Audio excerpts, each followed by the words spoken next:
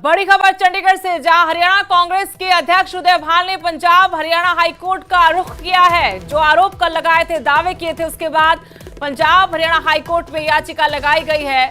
BJP पर गंभीर आरोप लगाए गए हैं। याचिका में कहा है कि ईवीएम में गड़बड़ी कर बीजेपी ने विधानसभा चुनाव में जीत हासिल की है। उन्होंने ये भी कहा कि बीजेपी ने चुनाव में धर्म के नाम पर वोट मांगे और सीएम सैनी ने कर्मचारियों और अधिकारियों को धमकाया और चूड़ी कसने की बात भी कही थी। इसके अलावा 4 और याचिकाएं भी दाखिल की गई हैं। कर्ण दलाल ने भी इस तरह के आरोप लगाते हुए याचिका दाखिल की है। हाईकोर्ट में अभी ये सभी याचिकाएं रजिस्ट्री में गई हैं। वहां से क्लियर होने के बाद ही सुनवाई हाईकोर्ट की तरफ से इस पर की जाएगी। इसमें कुछ दिनों का वक्त लगेगा। आने वाले दिनों में कांग्रेस की तरफ से कुछ और याचिकाएं दाखिल की जा सकती हैं। कल ही गंभीर आरोप लगाए गए थे हरियाणा कांग्रेस अध्यक्ष उदय भान की तरफ से और दावा किया था कि 14 ऐसी विधानसभा सीटें जहां ईवीएम को हैक किया गया, वहां कांग्रेस की हार हुई और बीजेपी की जीत हुई। इस बारे में बकायदा दीपक बाबरिया, जो कांग्रेस प्रभारी थे, उनके मोबाइल पर किसी शख्स ने 8 अक्टूबर को मैसेज किया था। बताया था कि 14 सीटें जहां कांग्रेस हारेगी और बीजेपी जीतेगी क्योंकि ईवीएम में गड़बड़ी की गई है। साथ में यह भी दावा किया था कि मैसेज करने वाले शख्स के बारे में दीपक बाबरिया नहीं बताएंगे, नाम उजागर नहीं करेंगे। उनको आशंका है कि उनकी हत्या हो सकती है। उन गंभीर आरोपों के बाद अब पंजाब हरियाणा हाईकोर्ट का रुख किया है कांग्रेस अध्यक्ष हरियाणा के उदय भान। उनकी तरफ से आरोप लगाए गए हैं कि ईवीएम को सेट किया गया, बीजेपी ने जीत दर्ज की है, ईवीएम को हैक करके याचिकाएं दाखिल की हैं, जिसमें यह भी कहा कि बीजेपी ने चुनाव में धर्म के नाम पर वोट मांगे। सीएम पर आरोप लगाया कि सीएम ने कर्मचारियों अधिकारियों को धमकाया, चूड़ी कसने की बात कही। इसके अलावा भी 4 याचिकाएं और दाखिल की गई हैं। कर्ण दलाल ने भी इसी तरह से कुछ याचिकाएं लगाई हैं पंजाब हरियाणा हाईकोर्ट में। जानकारी आपको दे दें कि अभी सभी याचिकाएं रजिस्ट्री में है। यहां से परमिशन मिलने के बाद, क्लियर होने के बाद ही हाईकोर्ट की तरफ से इन याचिकाओं पर सुनवाई की जाएगी। ऐसे में कुछ दिनों का और वक्त लग सकता है।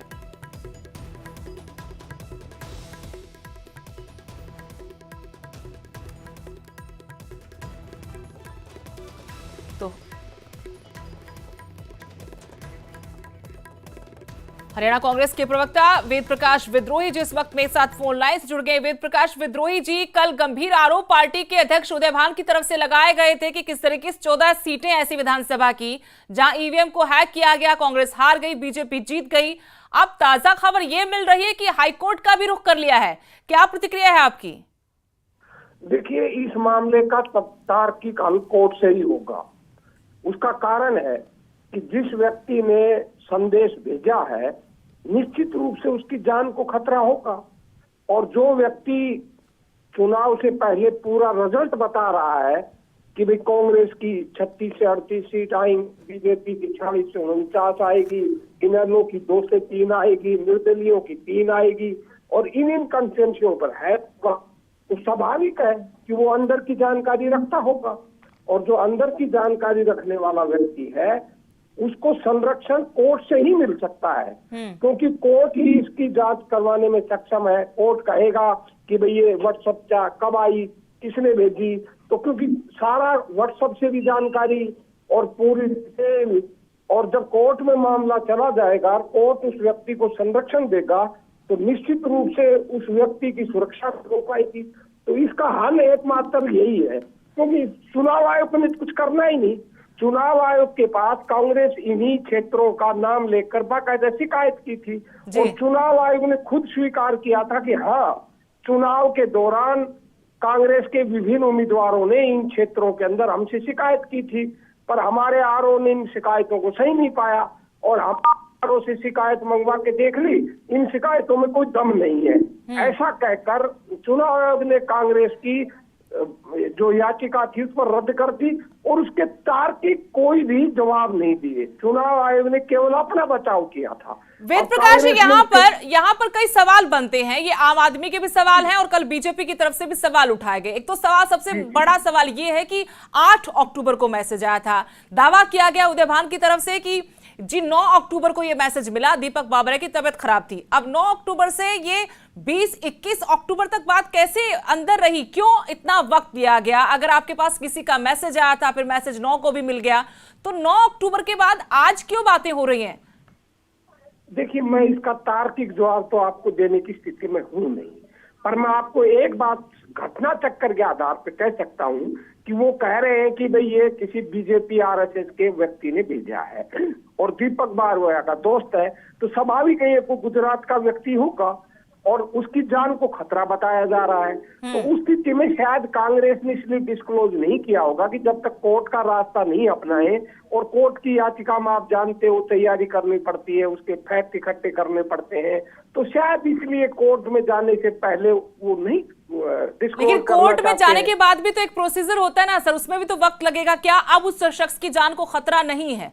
इतना वक्त क्यों लिया? मंथन बहुत हो चुका। देखिए मैडम, अभी तो किसी को पता ही नहीं ना कोई व्यक्ति है कौन, ये तो कोर्ट से ही डिस्क्लोज होगा ना। अब मुझे तो पूरी जानकारी है नहीं कि भाई याचिका में क्या कहा गया क्या नहीं कहा, आप ही मुझे सूचना दे रही है, पर मैं आपसे इतना कह रहा हूँ आपकी सूचना के आधार पर, क्योंकि अगर उसको संरक्षण मिलेगा तो कोर्ट से ही तो मिलेगा।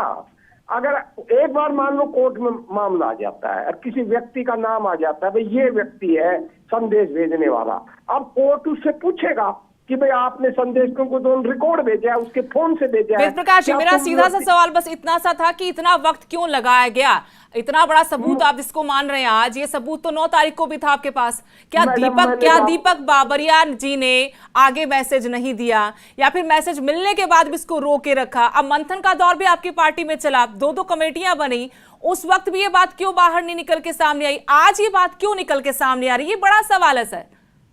मैंने मैडम आपसे कहा कि मैं आपके सवाल का जवाब देने की स्थिति में नहीं हूँ, मैं तो आपसे स्वीकार कर रहा हूँ, पर जो घटना चक्कर है उससे यही लगता है कि जिस व्यक्ति ने मैसेज भेजा है उसकी जान को खतरा ना हो, इसके मद्देनजर ये गोपनीयता बरती गई होगी।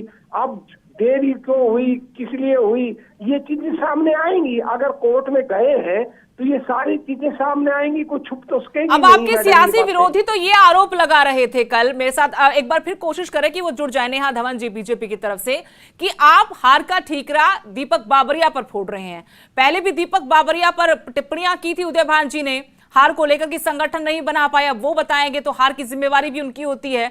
अब दीपक बाबरिया के नाम से एक ये बम फोड़ दिया गया कि व्हाट्सएप पे मैसेज आ गया था, तो क्या ये इस वाकई में जो आरोप बीजेपी लगा रही कि कांग्रेस की अपनी गुटबाजी है और ये वही लड़ाई चल रही है, बहाना ईवीएम को बनाया जा रहा है? देखिए जी, भाजपा जीत गई, जीता हुआ व्यक्ति कुछ भी कह सकता है, यही भाजपा है। अगर आप याद करें 2009 में जब ये चुनाव हार गए थे तो ईवीएम पर सबसे पहले सवाल इस देश में किसने खड़ा किया था? लालकृष्ण अडवाणी जी ने, नरसिंह राव ने और सुब्रमण्यम स्वामी ने, और 4 साल तक लगातार इस मुद्दे को उठाया था और सुप्रीम कोर्ट में याचिका दी थी, और सुप्रीम कोर्ट की उसी याचिका के कारण वीवीपैट लगे थे। तो इस देश में अगर किसी ने ईवीएम का विवाद पहली बार शुरू किया था वो भाजपा ने किया था। अब भाजपा जब जीत गई तो वो उससे हटकर वो मेरे एक सवाल का वेद प्रकाश जी, एक सवाल का और जवाब दीजिएगा आप। ये बीजेपी के तमाम नेता मंत्री विधायक ये कह रहे कि कांग्रेस हार नहीं पचा पा रही, अहंकार में है, हार पचा लेनी चाहिए, इस तकलीफ से क्यों गुजर है सारे कांग्रेसी? क्यों नहीं मान लेते कि हाँ हार हो गई, उनकी वजह क्यों बार बार ईवीएम को सामने रख देते हैं? मान लो मैडम कि कांग्रेस गलत कह रही, मैं तर्क के लिए भाजपा नेताओं की बात मान लेता हूं, तो भाजपा को क्या आपत्ति है इस पर जांच करवाने की?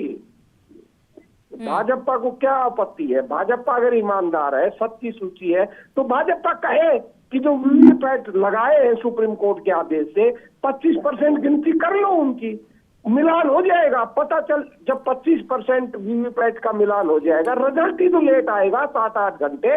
जब हरियाणा का चुनाव और 5 तारीख को रिजल्ट आया, 8 को, लेकिन इस पर भी बीजेपी के और तमाम लोगों के सवाल यही है कि जहां आप जीत जाते वहां तो ईवीएम बहुत अच्छे से काम करती है। मैं आपसे कह रहा हूं कि बीजेपी के सवालों का कोई क्वेश्चन मार्क का कहीं तो हल निकलेगा, हल यही है ना।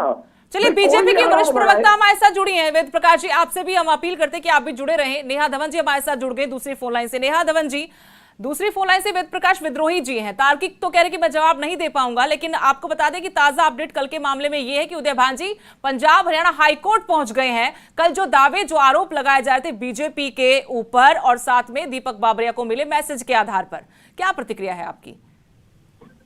देखिए सुदेश जी, कल भी आपने मुझे लगभग 10:30 बजे के आसपास एक डिबेट में जोड़ा था, न्यूज में जोड़ा था। उसमें भी मैंने यही बात कही थी कि ये कहीं न कहीं जो है कांग्रेस के आपसी जो फुट है उसकी का शिकार जो है दीपक बावरिया बनेंगे, और ये बचाव का रास्ता जो है वो हरियाणा प्रदेश की कांग्रेस निकाल रही है। आप देखिए कि हरियाणा कांग्रेस के जो प्रधान हैं उदय भान जी, उन्होंने पंजाब हरियाणा हाई कोर्ट में जो याचिका दायर की है, उस याचिका में विधानसभा चुनाव में ईवीएम जो है वो बीजेपी के द्वारा सेट की गई थी, ये आरोप लगाया है। और साथ में उन्होंने क्या लिखा है, याचिका में लिखा है कि बीजेपी ने चुनाव में धर्म के नाम पर वोट मांगे और सीएम सैनी साहब ने कर्मचारियों और अधिकारियों को धमकाया और चूड़ी कसने की बात कही जी। का पढ़ने के बाद मुझे लगता है कि एक राजनीतिक व्यक्ति की ये याचिका लीगल जो कार्रवाई है वो नहीं लगती है। कहीं न कहीं ये लगता है, वाकई ये स्पष्ट होता है, और मुझे लगता है हरियाणा प्रदेश की जनता भी मेरी बात से सहमत होगी कि कहीं ना कहीं कांग्रेस अभी भी हार को पचा नहीं पा रही है और ईवीएम के मुद्दे को, अपनी हार को छिपाने के लिए, एक मुद्दा बने रहने के लिए, इसको जीवंत मुद्दा बनाने के लिए ये प्रयासरत है। उनके दीपक बावरिया जी के पर्सनल मैसेज पर अगर किसी ने व्हाट्सएप किया या टेक्स्ट मैसेज भेजा, मेरा कल भी यही प्रश्न था कि माननीय हुड्डा साहब जी, भूपेंद्र सिंह हुड्डा जी और दीपेंद्र सिंह हुड्डा जी का फोन नंबर कांग्रेस के हर छोटे से बड़े कार्यकर्ता के पास है, और हरियाणा प्रदेश की जनता बहुत लोग होंगे जिनके पास में उनका नंबर होगा। उदय भान जी यहाँ के लोकल हैं, उनका नंबर होगा। कांग्रेस के जितने प्रत्याशी थे उन सबके नंबर भी पब्लिक होंगे। किसी ने अगर मैसेज भेजना था तो वो सबको भेजता, और दीपक बावरिया जी को भेजता तो समझ में आती थी बात। उदय भान जी को भेजता, भूपेंद्र सिंह हुड्डा जी को कोई व्यक्ति, इसका जवाब तो वेद प्रकाश जी हमें पहले दे चुके हैं। नेहा जी वो कह रहे हैं कि कोई गुजरात का भी हो सकता है, कोई आरएसएस से जुड़ा हुआ भी हो सकता है, जो दीपक बावरिया जी को जानता हो तो वहां पर मैसेज कर दिया। वेद प्रकाश जी हमारे साथ है। वेद प्रकाश जी, आप नेहा धवन जी के आरोपों का जवाब देंगे? वो कह रहे हैं कि आप तो सिर्फ ईवीएम को जिंदा, ईवीएम के मुद्दे को जिंदा रखना चाहते हैं। बावरिया खुद कह रहे हैं कि उन्होंने जो उदय भान जी बता रहे हैं कि उनका कोई निजी मित्र है और वो इसलिए उसका नाम नहीं बता रहे, उसकी जान को खतरा है। तो वो तो निजी मित्र है, वो तो निजी मित्र कोई करेगा, वो भूपेंद्र हुड्डा को क्या जाने। और दूसरी बात मैं कह रहा हूँ, भाजपा तो पाक साफ है, इतनी पाक साफ है तो भाजपा क्यों नहीं कहती खुलकर आकर कि वह वीवीपैट की 25% गिनतियां करवा लो, हमें कोई आपत्ति नहीं है। भाजपा और मोदी सरकार जब सुप्रीम कोर्ट में मामला जाता है, इसका विरोध क्यों करती है? भाजपा अगर रिजल्ट ही तो लेट आएगा। अगर आप जनादेश की पवित्रता कायम रखना चाहते हैं तो किसी एक वोटर का भी अगर कोई शंका है तो उसका समाधान करवाने में भाजपा साथ क्यों नहीं देती? भाजपा क्या आपत्ति है वीवीपैट की गिनती करवाने से? और अगर वीवीपैट की गिनती नहीं करवानी थी तो 7,000 करोड़ रुपए क्यों देश का बर्बाद किया? ये सवाल पर भाजपा जवाब क्यों नहीं देती? भाजपा की ईमानदार, हमने मान लिया कि कांग्रेस के आरोप झूठे हैं, भाजपा के सच्चे हैं। नेहा धवन जी से एक जवाब छोटा सा ले लेते हैं। नेहा धवन जवाब देंगे। वो कह रहे हैं कि वीवीपैट का मिलान कराने में कहाँ आपत्ति है आपको, 50% करवा दीजिए। देखिए, हमें कोई आपत्ति नहीं है, लेकिन खिसियानी बिल्ली खंभा नोचे, ऐसे तो इनको हर बात से आपत्ति है। किसी ने छींक मारी, क्यों छींक मारी भाई, इसको छींक क्यों आई, दूसरे को छींक क्यों नहीं आई, ये मामला हो रहा है। आप देश के चुनाव को चैलेंज कर रहे हैं, इलेक्शन कमीशन को चैलेंज कर रहे हैं, हर बार चैलेंज करते हैं जब आपकी हार होती है, हर बार आपको बुखार चढ़ता है ईवीएम का। ये बात सोचने की है। अब महाराष्ट्र के चुनाव, झारखंड के चुनाव में जब इनको लगने लगा कि जिस दिन वोटिंग हुई, वोटिंग परसेंटेज से पता चल जाता है, वोटिंग डे से पता चल जाता है कि जीत किस पार्टी की होने वाली है, इंटरनल सूचना मिली, तो इनको ईवीएम पर अब बोलना ही था। क्यों? क्योंकि महाराष्ट्र में, झारखंड में इनकी हार दिख रही है। यूपी के चुनाव जो है, उपचुनाव, उनमें भी इनको अपनी हार दिख रही है। एग्जिट पोल में दिखा रहे हैं कांग्रेस के गठबंधन कहाँ जा रहा है। अब बात ये उठती है कि हरियाणा में ईवीएम का शोर मचाएंगे तो शायद महाराष्ट्र और झारखंड की हार भी छिपा पाएंगे। हरियाणा की जीत ने जब झारखंड और महाराष्ट्र के चुनाव को बदल दिया, सारे समीकरणों को बदल दिया, वहां के कार्यकर्ताओं को, वहां के वोटर्स को मोटिवेट कर दिया कि जब हरियाणा प्रदेश की जनता फुल मैंडेट की सरकार भारतीय जनता पार्टी की चुनती है तो वहां पर भी इनको दिखा कि फर्क पड़ेगा, बीजेपी के पक्ष में और ज्यादा हमारी प्रचंड बहुमत से जीत होगी। तो अब इन्होंने ईवीएम का रोना शुरू कर दिया ताकि महाराष्ट्र और झारखंड की हार को भी छिपा सके। चलिए नेहा धवन जी, वेद प्रकाश जी, बहुत बहुत शुक्रिया आप दोनों का हमारे साथ जुड़ने के लिए। तो आज पंजाब हरियाणा हाईकोर्ट का रुख किया गया है। हरियाणा कांग्रेस के अध्यक्ष उदय भान की तरफ से कहा गया है कि 14 सीटें जहां पर कांग्रेस हारी है, बीजेपी जीती है, वहां पर ईवीएम को सेट किया गया था। मुख्यमंत्री पर भी आरोप लगाया कि धर्म के नाम पर वोट मांगे गए हैं, साथ में अधिकारियों कर्मचारियों को धमकाया गया है, चूड़ी टाइट करने की बातें कही गई हैं। इसके अलावा बीजेपी के नेताओं का ये आरोप कि कांग्रेस अपनी हार नहीं पचा पा रही और ईवीएम के मुद्दे को जिंदा रखना चाहती है। अब झारखंड महाराष्ट्र का परिणाम भी आने वाला है, उससे पहले तैयारी में है कि हार को किस तरीके से बहाना यहां पर ढूंढा जाए हार के लिए।